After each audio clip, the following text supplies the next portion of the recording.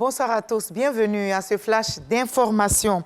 Le président de la République, Alassane Ouattara, a quitté Abidjan ce vendredi pour le canton de Nidwald en Suisse. Le chef de l'État, invité par la présidente de la Confédération suisse, va prendre part au premier sommet sur la paix en Ukraine.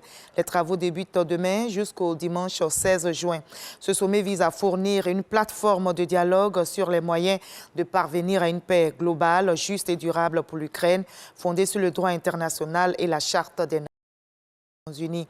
En marge de la rencontre, le président Alassane Ouattara aura des entretiens, notamment avec son homologue ukrainien Volodymyr Zelensky.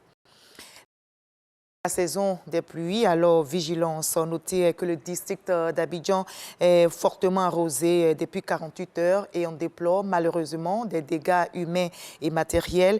7 morts et plus de 200 sinistrés. Certaines communes de la ville sont inondées et la circulation devient plus éprouvante pour les automobilistes. Le groupe des sapeurs-pompiers militaires invite les populations à plus de vigilance et à réduire les déplacements au maximum. Victorine Yaoyoboui.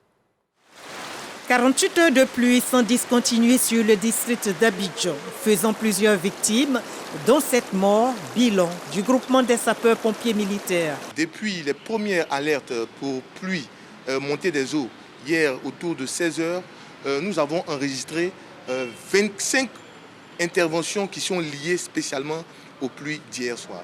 Actuellement, à 11 heures, le bilan fait état de 229 victimes, dont 205 mises en sécurité. 17 victimes ont été évacuées vers des centres hospitaliers et nous avons malheureusement enregistré 7 cas de décès. 6 communes déjà impactées par ces pluies diluviennes, ce sont Abobo, Adjamé, Cocody, Yopougon, Atekoubé et Benjéville. 150 pompiers et une trentaine d'engins sur le terrain pour porter secours aux populations. Le GSPM invite toutefois l'ensemble de la population à la vigilance. Si vous vous retrouvez dans une situation de détresse à cause de ces pluies, vous pouvez appeler le GSPM à ces différents numéros. Le 180, qui est une ligne ouverte, elle est gratuite. Le 01 01 80 13 28. Le 05 01 180 180. Le 07 78 180 180. Vous pouvez également nous joindre grâce à l'application Alerte Pompier 180. C'est une application Android qui permet de nous contacter. Mais dans toutes les situations, si la pluie vous surprend quelque part, abritez-vous dans un endroit sécurisé. Si les montées des eaux vous menacent, essayez d'atteindre une position en hauteur. Et nous vous demandons de grâce d'éviter les déplacements quand il pleut fortement, sauf en cas de nécessité. En vue d'être constamment informés de la situation, les populations sont appelées à suivre les alertes des agences gouvernementales que sont le GSPM, le CICG, l'ONPC et la Sodexam. Prudence donc en cette saison pluvieuse. On prie justement pour qu'il y ait une bonne météo du côté de Paris également qui accueillera les Jeux Olympiques pour la 3e fois de son histoire du 16 juillet au 11 août prochain. Et des athlètes ivoiriens sont qualifiés pour ces Jeux. Ils sont soutenus par le gouvernement et comme vous le voyez sur ces images, près de 450 millions de francs CFA leur ont été remis ce vendredi par le Premier ministre Robert Begré-Mambé. Ces chèques leur permettront d'assurer la préparation de ces Jeux et c'est le Premier ministre Robert Begré-Mambé qui a présidé la cérémonie officielle de remise de ces chèques.